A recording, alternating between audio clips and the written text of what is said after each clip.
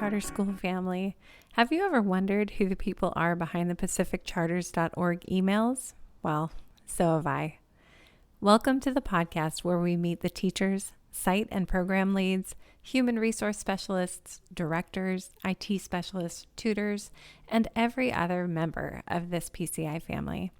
Pacific Charters is made up of 6 unique schools and growing in California. We have over 3,500 students, so many parent and guardians, educators, and administrators. It takes a village to ensure our students have a personalized pathway to academic success. Let's meet the village. I'm your host, Rebecca Dietrich, and currently the site lead at Rio Valley Charter School, Broadway. Each episode, I will have the opportunity to interview members of the Pacific Charters community. Come along with me as we say, hello, PCI. Good afternoon. I am here with Kelly Ware. Hi, Kelly. Hi, Rebecca. Welcome to Hello PCI. Thank you. Can you tell us a little bit about where you work within Pacific Charters Institute and who you are? Yeah, I work down at the Rio Valley site in Lodi. I'm the site leader there, and this is my second year with PCI. All right. Welcome. Thank you for coming. I'm glad to be here. I'm going to start with our mission question for PCI. So the mission of PCI is to empower students to take charge of their education by connecting their individual needs and interests to a rigorous learning plan, thus creating self-motivated, responsible citizens, critical problem solvers, and lifelong learners. How do you see your role adding to this mission? It's always funny when someone asks me, how do you see question? It actually triggers kind of an analogy of what I can actually see in my mind. And the first thing that I thought of when I was looking at that question was kind of like the stage. Like, I kind of set the stage and the kids are on it. You know, it's because, school and work, all those things are like a performance. We even, in science standards, is a performance task. So how do you perform?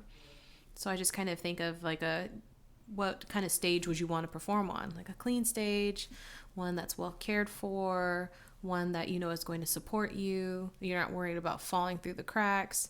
So that's kind of the analogy I have in my mind around what my role is that providing that stage where they can perform and show what they know how to do. Nice. I like it. I love analogies. Go for it. How does this mission fit into your own philosophy of education and your career? I think so often, especially in education, the way that it's set up right now, there's a lot of regurgitation. And I know most teachers are doing their best to break that cycle of, I'm going to just tell you what you need to know and you just tell it back to me. And I think the way that we have the opportunity in homeschool to change that is parents bring a lot of their own ideas to the table. And depending on their own experiences, which they'll draw from, I think it opened up an opportunity for kids to have more say in what they're learning and how they demonstrate the things that they've learned. And, kind of one family at a time, we get to change that thought process of the way that kids show what they know is just through regurgitation. So really focusing in on their ability to be innovative and critical thinking.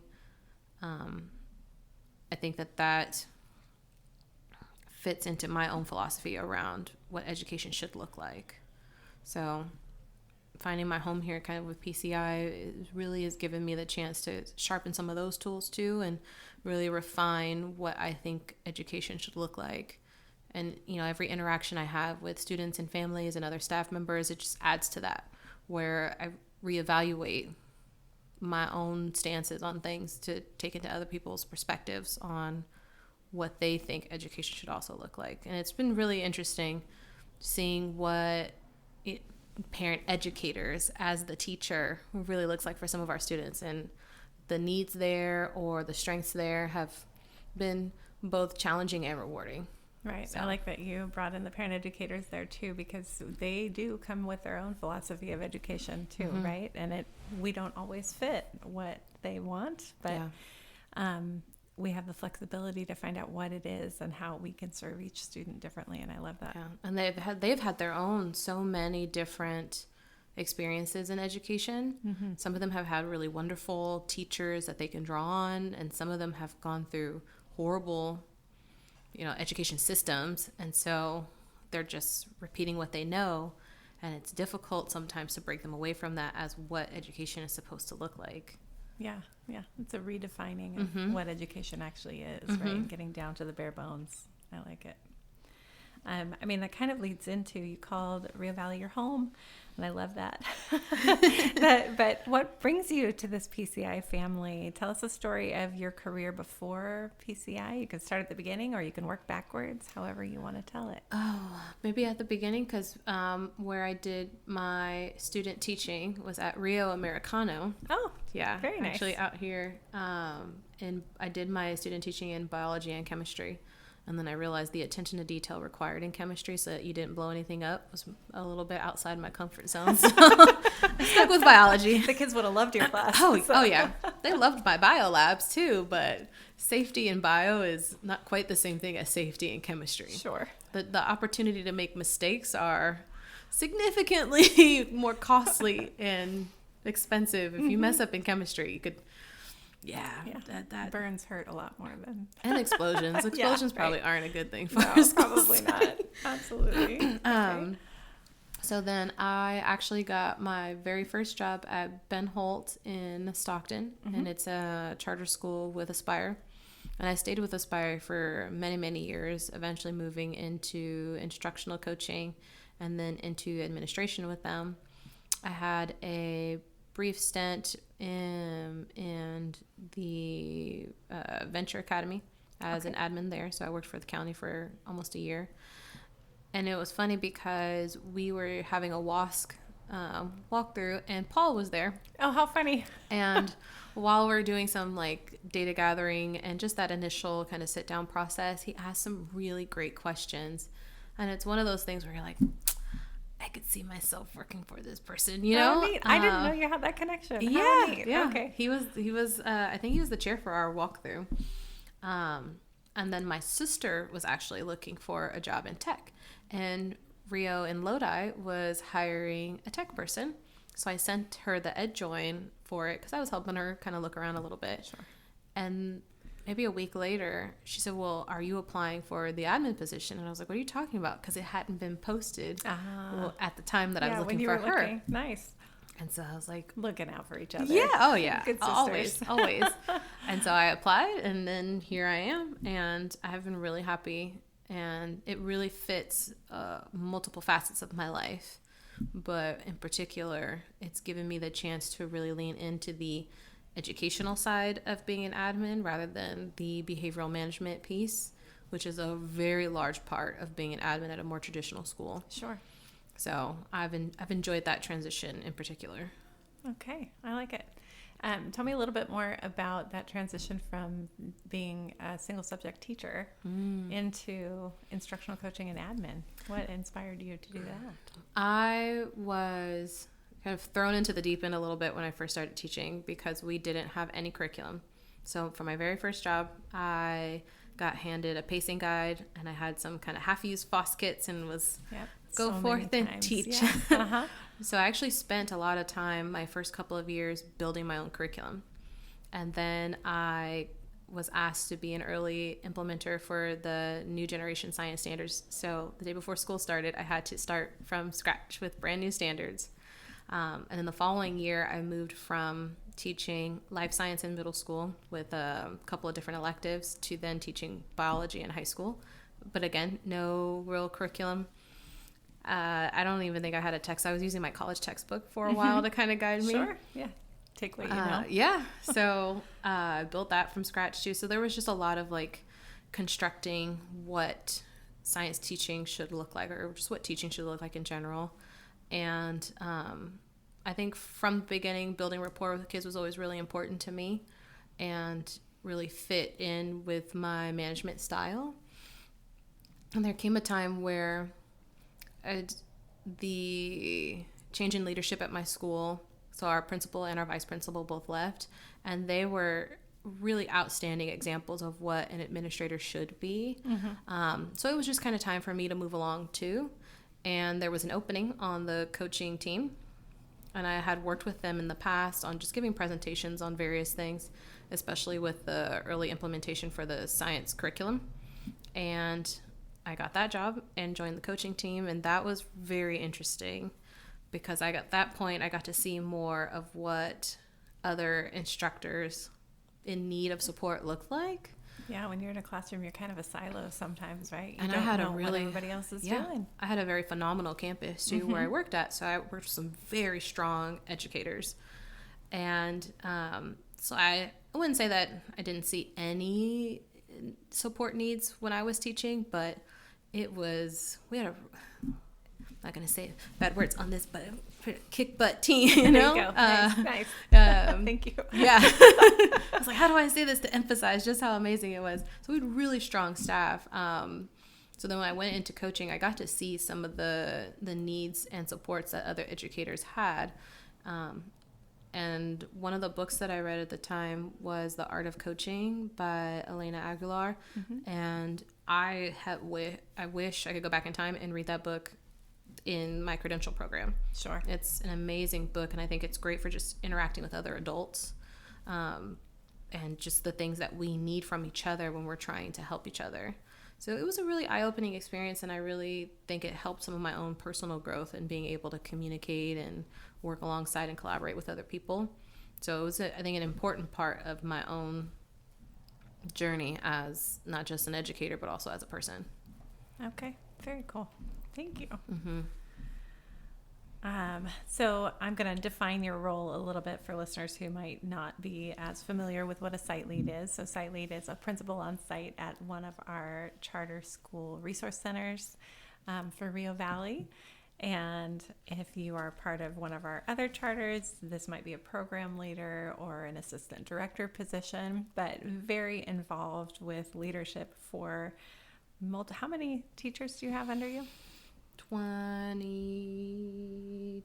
Okay, 22 teachers, mix of homeschool and independent study teachers out there. And so my question for you then is, within that role, what is the most challenging piece of it? You talked about a stage earlier and getting to set that up, and that being kind of how you see your role adding to the mission.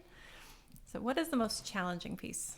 The orchestration. And if we want to kind of follow along in this theater analogy, there's a lot of moving parts and a lot of really small but important pieces, and they shift in terms of priority as the year moves on. But the first, I would say, 6 weeks of school, there's so much paperwork on all sides. I know parents get a deluge and are trying to understand and unfold it or just remember what it was. Teachers are having to make sure that all the check boxes are marked, and there's so much for us to just oversee and ensure that it's done. And some of it, to varying degrees, may not feel important to some people, but they're all essential. A lot of it's legal, and some of it's very binding on all ends. So I think the most challenging part of this role is not just the paperwork, but helping people to understand why it's such a priority and to ensure that there's support there to get it done without feeling sort of draconian about it. Right. Just managing people's expectations and how to offer accountability that doesn't feel like overmanagement. Because, we're all adults, we all want agency, and no one is walking around trying not to do their job. Right. Like, I'm a firm believer that people, for the most part, show up every day trying to do their very best. And I think that's true, especially in education. Oh, right? yeah. You get people who are in this because they care about the students and what education looks like. Yeah. Yeah. And I try to make sure to never forget that when something isn't done. Yeah, absolutely. I myself might forget something, so I try to make sure I lean into that, like, how do we get this done? But there are so many, hundreds of pieces per person. So then overseeing that and making sure that it's all done, and then, putting aside all the paperwork, we all have these emotional pieces where you're meeting new families or returning families, and all of those families have different emotional needs on top of this paperwork, which is really important, but might not feel as important as some of the stuff that's going on in someone's life. So then helping to support the priorities. Sure. Yeah. And just offering that structure and support for a teacher who then has to go out and offer it for their not only their kids, but also the parents that they're supporting. So balancing all those things all simultaneously at the same time. So I think that's the most challenging part, is just maintaining the orchestra, especially at the beginning of the year. Yeah, keep the music going, right? Yes, Keep on them cue, going. on beat. I like it. Yeah. I like this analogy. I'm going to keep using it Yes. from here on out. I love it. On the flip side of that, what's the most rewarding part of your role? And maybe it's the same. It doesn't have to be a flip side, but I mean, what's the most rewarding? When someone makes a mistake, they feel comfortable enough to come tell me that they messed up. And I've been in situations where I personally did not feel comfortable with the person that was overseeing me to know that my mistakes would be acceptable and be a part of just learning how to do my job, especially when I was a brand new administrator. There was just so much I didn't know, and I felt really unsupported in that development. I felt ready for the position, but there's just things from day to day that you're not 100% familiar with, that you just need someone to show you once or twice, and so I get a lot of fulfillment of being that person of hey, I messed this up, can you help me fix it, instead of feeling ashamed or trying to hide it. Right. So that's one bucket, I would say, on the staff end. That's really nice. They trust you, which is fabulous. Yeah, because they're working really hard, so that's easy to then be okay, we can fix this. And then I had a student today, actually this morning. Moments like this are really nice, where she was like, are you the principal? And I was like, yeah. She's like, well, you're a lot nicer than my old principal. Oh. And this is in the midst of me telling her some things that she has to do, you know? But she's a second grader, so I do my best to kind of dress it up and to help her understand that, school's not always exciting. Totally get that. There's stuff as an adult that I don't want to do either, and this is kind of practice for how you deal with that. So it was just that small moment of you're breaking the stereotypes of the principal's office. Yeah. I love it. So from the kids, that's always a bucket filler, where you're just not always having to be the bad guy. You only see the principal when you're in trouble. And that is the case sometimes, where there's some of them. Times where I only know someone because they need a lot of support. But it's really, really nice. It's really rewarding to get to know the kids outside of that, and their parents and things like that. So beautiful. I like it. So we're going to flip back to a little bit more of your story before PCI, and you told us about being a student teacher and beyond. But what did your own education look like growing up and after high school? Was it similar to what you're seeing now? Does it help change what we do now? My home life growing up was really unstable. Up until about 12, I lived with my mom, and we moved pretty much every year. So I was in a brand new school until I went to foster care. Okay. And then I moved in with my sister's grandmother, who kind of had been my grandma too, but not biologically speaking. And so I finally had some stability there. But the one thing that my mom did have, despite that instability, is that she felt like reading was fun. And so growing up, she read to me a lot. Okay. And so despite the utter craziness that was my childhood, I was a strong reader. And it wasn't because my mom sat down and taught me letters or did instruction. It was really just she enjoyed reading, and she enjoyed reading to me. Mm-hmm. And so then I started to enjoy all the stories and everything, and just that bonding time too that came from sitting down with someone and them giving you that undivided attention of reading. Absolutely. So I'm a big champion of kids reading for fun. Yeah. Because I've been in school systems where everything has to be on grade level. And I would read Dr. Seuss to my high schoolers occasionally. It's like Fox and Socks is one of my favorite books. Mm-hmm. Where the wild things are. I was pretty sure I was going to grow up one day to be Max, Right. So I think it was like Tolkien that said fairy tales are for everyone, right? They're not just for children. 100%. They're supposed to be for everyone. So. Especially now that we're turning so many books into movies, and it's like you can do both. Yeah, absolutely. Clifford the Big Red Dog has his own cartoon. Even if you give the mouse a cookie, they've got their own cartoon. Really? Mm-hmm. Yep. Found that out the hard way. Oh. We had to sit there and watch quite a few of them. Oh, no. Well, so cute. So you moved around school to school. Were they always traditional classroom schools? Okay. They all were. They were all in the Bay Area, varying levels of great or horrible. So I remember really clearly some of my teachers, Mrs. Livingston, who worked at Washington Elementary in San Leandro. If you're ever listening to this, you were amazing. And I'll never forget Mr. Blake taking my Animorphs book, and I didn't get it back, so I didn't appreciate that. I did the math. I was just bored. Right. So things like that. And then when I got to high school, I actually had some really phenomenal teachers there. But Miss Rosie Reed, who was Teacher of the Year somewhere in Pleasanton. I've been trying to track her down so I can tell her she changed my life. Okay. Yeah, we're going to publish this and try and get all these teachers to listen. Her name was Rosie Reed, and I think she got married and changed her last name, so I've been having a hard time finding her. Sure. Forced me into her AP English class. I was adamant about not taking that class because that meant hard work, and I didn't want to do that. Changed my life.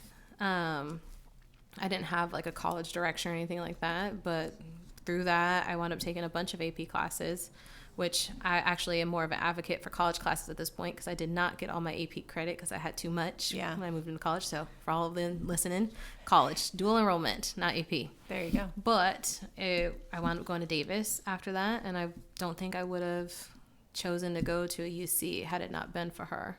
So really changed my life. And then at Davis, I learned what studying really meant. Yes. I hadn't needed to until then. Yeah. Had a couple professors I won't shout out by name who were a bit of a struggle in chemistry.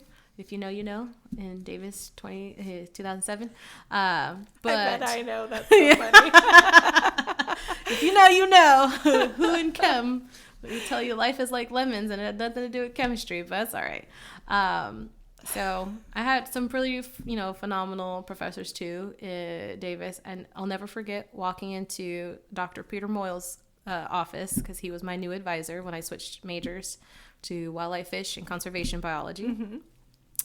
I didn't do any research on him before I walked into this office, and I was not very observant when I walked into his office, and so we're chatting, and he's asking me my interests and what I'm not interested in.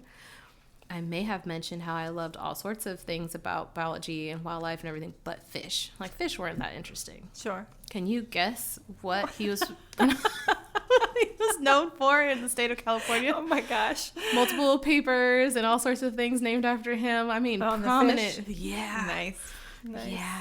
Dr. Moyle, if you listen to this, it was one of the most embarrassing moments of my adulthood, but he was very graceful about it.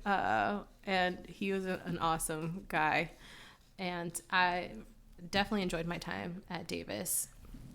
Got my degree there in wildlife, fish, and conservation biology with an emphasis in behavioral ecology and a minor in psychology. And then I got my master's degree there in education, which I was not planning to do at all. That was an accident. Oops, I fell into this education 100%. When I finished high school, I saw how some of my teachers, especially, Miss Reed, had been treated by some of our administration, and I was like, that's not the job for me. Sure. Teachers have the reputation for being overworked and underpaid, and I did not want that life for myself. Sure. And my freshman year in college, we took a college and career exploration class, and they did the Myers-Briggs test, and they gave you job recommendations based on the test, and my number one recommendation was teacher. And I remember the moment specifically of being like, that's not I'm not gonna do that. I was taking a heavy load one quarter with like anatomy and it was a really hefty load, but to be a full-time student I needed one more unit. And so the math and science teaching program at Davis it's basically like tutoring, learning how to be a teacher, and it was one unit, and I was like, yes, I could do this.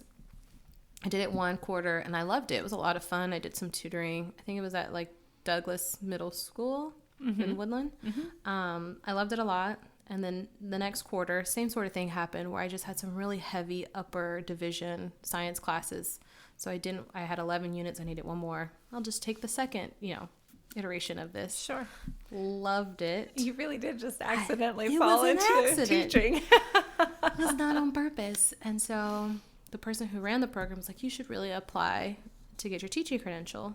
Then that meant more school. It does. I was tired as a junior at UC Davis taking upper division classes. Like I took the bird lab, and if you're in WFCB and you took that class, it's difficult to tell two female wrens apart. It's a hard class. Very hard. Yeah. And so more schooling did not sound appealing at the time, but I applied and was just to see what happens. And then I got in. And then I got my master's, and I have been in education ever since. Nice.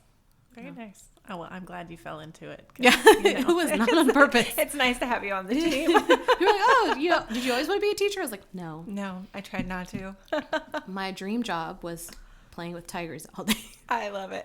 I wanted to be the one at the zoo that got to play with the baby predators. So you went towards biology with the hope of playing with big animals. I actually initially went to Davis for animal science. Okay. And at the time I didn't realize, well, it was animal science and management. And then I dropped the management because I didn't want to take econ classes. Sure. Because I heard that those classes they was just to weed out the freshmen that shouldn't be in the econ major. So I was like, I'm not going to put myself through that. I don't need econ. I'll take just animal science.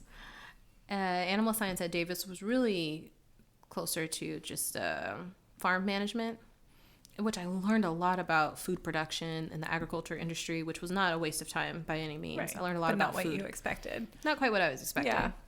I went home every weekend not eating something, though. Sure. Sometimes you learn how things are processed. Well, and it puts it in a different perspective. When, growing up, I love chicken. Sure. In all of its forms. And chicken skin, I don't have a problem with, especially fried chicken. I love it. The skin's the best part.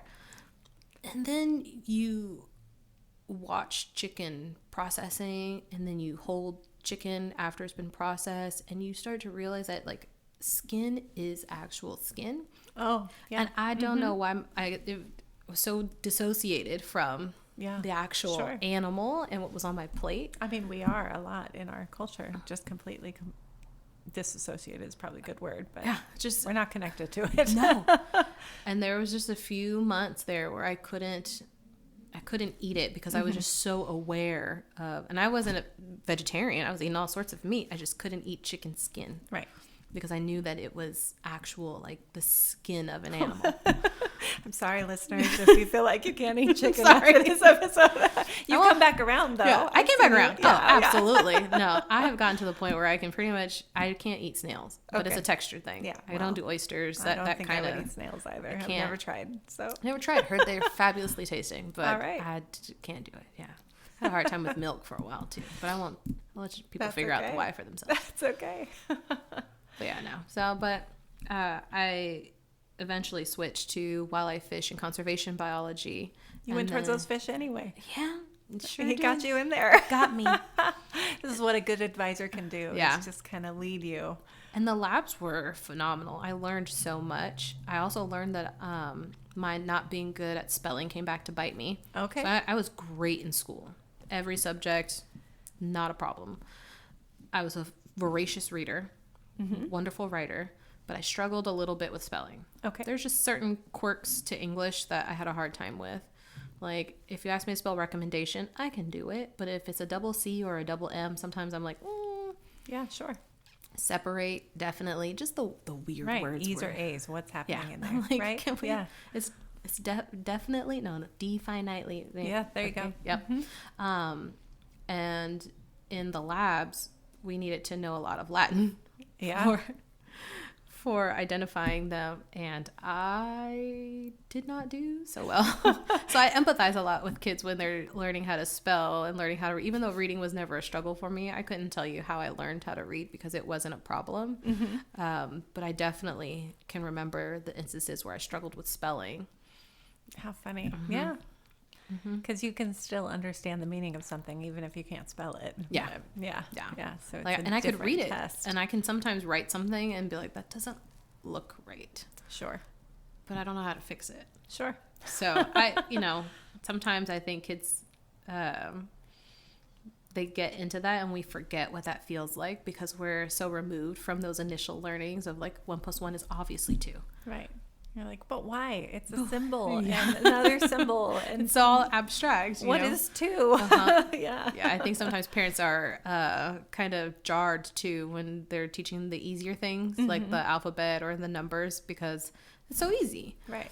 But how do you explain to someone what 1 is? Right.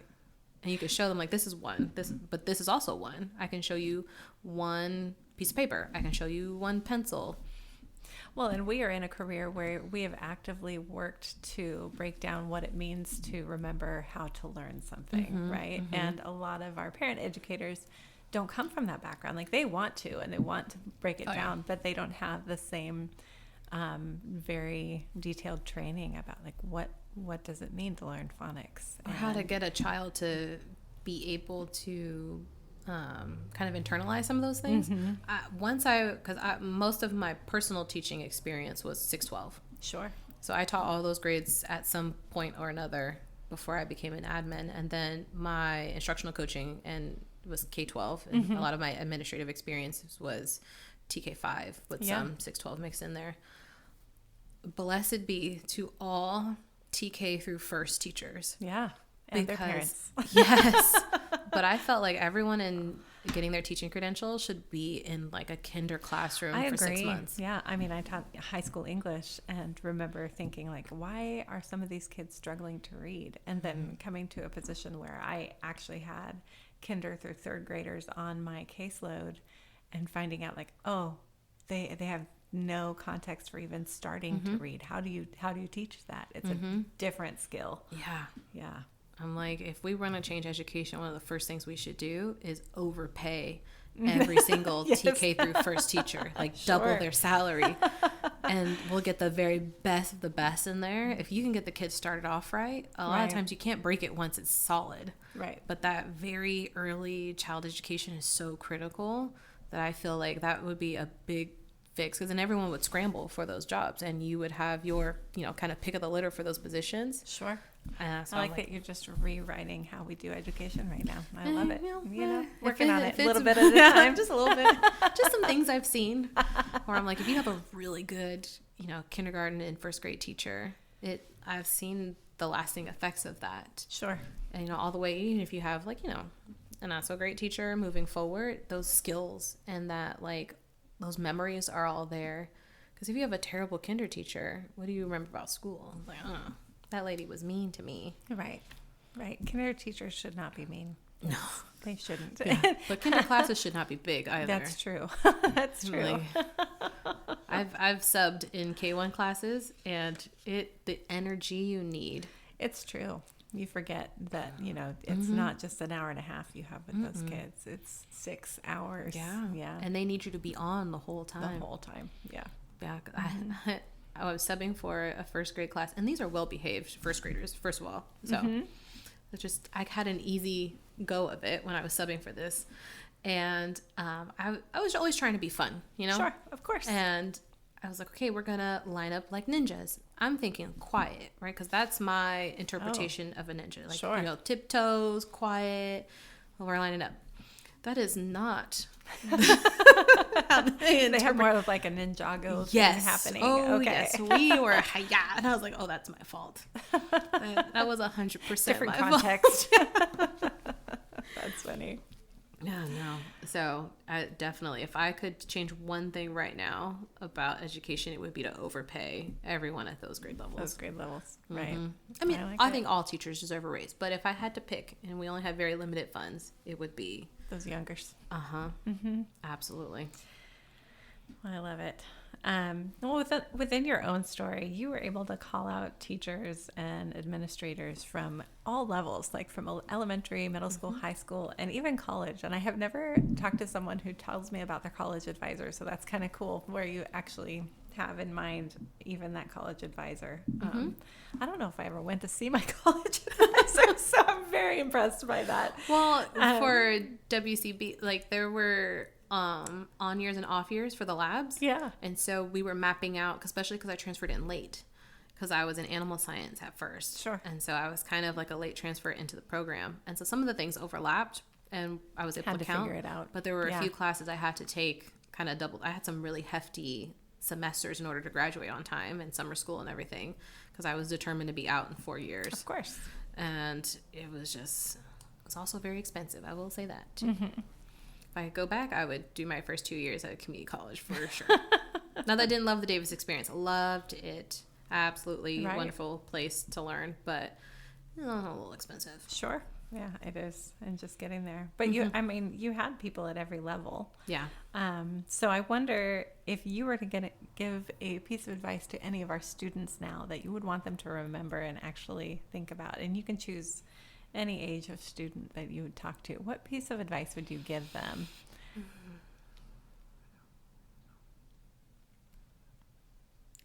Sometimes when I think back to school, and I think a lot of people have this sort of experience, is like there's a lot of nostalgia with it. Like, oh, like I missed having, like, even on the bad days, even if you had like bullies and stuff like that, which I don't want to make light of and say that that's not a bad experience, but I'm saying including that percentage of what people go through.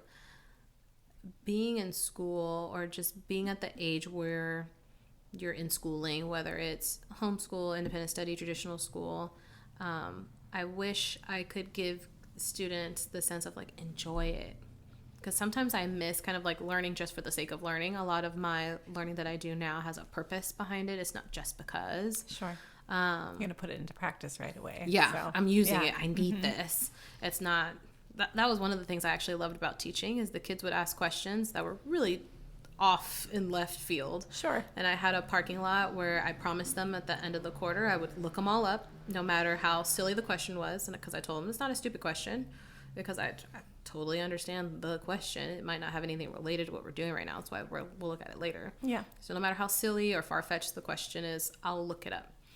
And I learned so much that, because one of the questions they asked where I was like, because I taught, bio, I taught reproduction, and one of the kids asked me, like, can a baby get pregnant? We were talking about pregnancy and all those sorts of things. Yeah. And my initial thought in my head was like, no, of course not.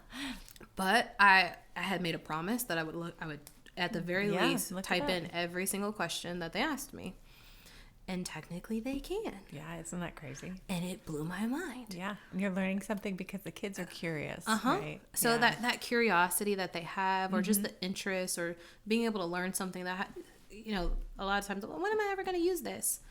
I wish I could learn stuff that I'm never going to use. Right. I'll do it for myself. Sometimes on social media, things pop up and it's interesting and I'll kind of go down a rabbit hole. But that daily exposure to new information, I wish I had appreciated it more then. Yeah. And that kind of environment of like, I don't need this, but oh my goodness, like learning about this culture that I might never see or visit, but just something different. And I wish there was a way to normalize there doesn't have to be a purpose.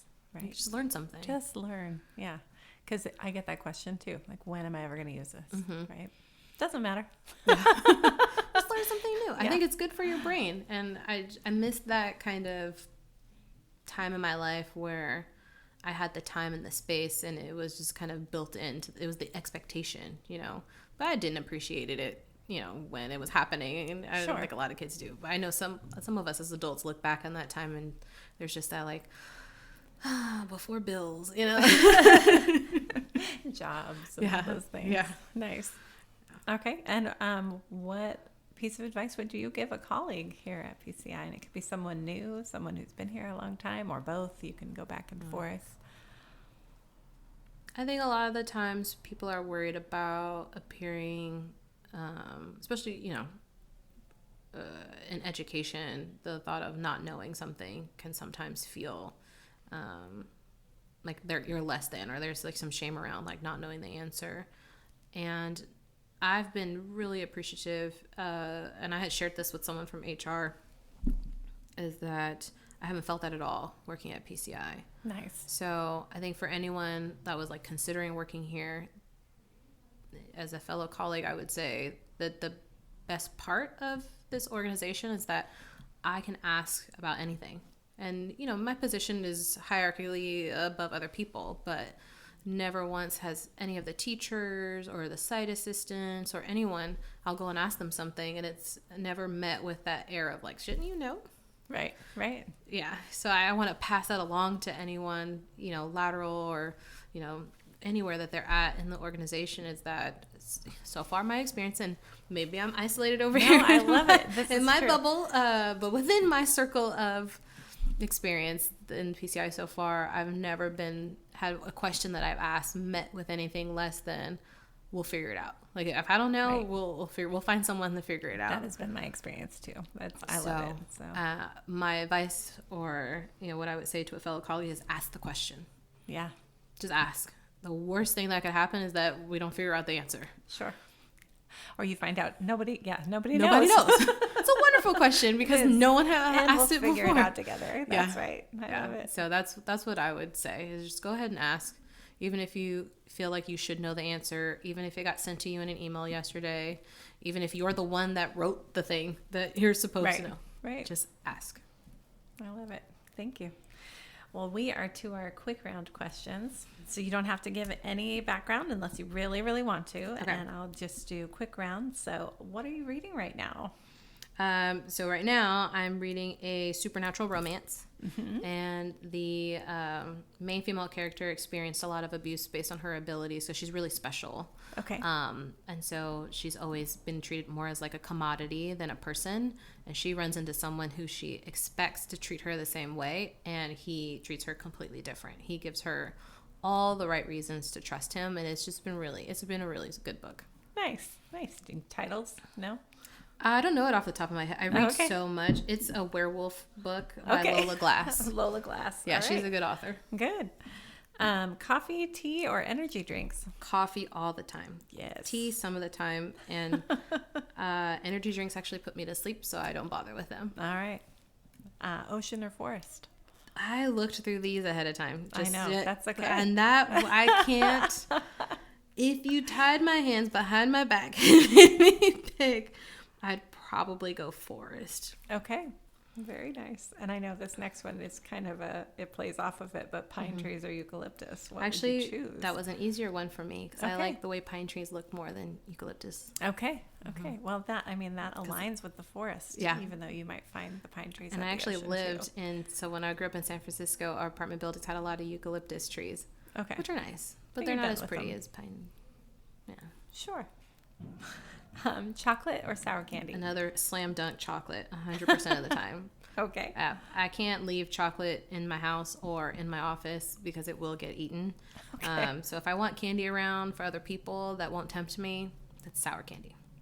Okay. Sour candy for others, chocolate for you. Yep. And just so that I have to know, is it dark chocolate or light chocolate? What do you like? Or milk? So I like dark chocolate with things to be Okay. paired with other things. So maybe like dates or like as a filling or a topping. I like dark chocolate. But if I'm Okay. just eating it by itself, I prefer milk chocolate. Okay. All right. Text or a phone call? Text all the time. The only person that calls me on a regular basis is one of my good friends and my sister. Everyone else knows, like, Yeah. Don't I'm even multitasking. try. I'm Yeah. either reading a book or I'm watching a murder podcast or something. Like, why are you interrupting me with your phone call? Well, thank you for taking my phone calls when I call you. I will remember. As an everyday thing. Yeah, But if absolutely. you're just like, hey, what's going on? This could have been a text message. Yep. Doing something else. No. Summer, winter, spring, or fall? What's your favorite season? It would be a toss-up between spring or fall. Mostly because of the temperature. Okay. On those two things. Okay. I don't like to be too hot and I don't like to be too cold, and it could be a product of growing up in the Bay Area where it wasn't usually too hot or too cold. Aesthetically speaking, I'd have to land on fall if I had to Okay. pick. Okay. Very good. And salty or sweet? This is a tough one because I usually like to pair them. Mm-hmm. If we are making me pick, I would probably go sweet, but I don't mind salty either. Okay. But I'll say sweet. I'll say sweet because if I had to like pick a it. favorite food, it'd be ice cream. So. Okay. I like ice cream too. Oh yes, Yeah. Tillamook is my brand. Nice. Yes. Well, Kelly, thank you for joining me today on Thanks for our having me. HelloPCI podcast. Yeah. I'm excited to get this out there and let Yeah. everybody know who you are. So Yeah. Text me. Don't call me. there you go. All right.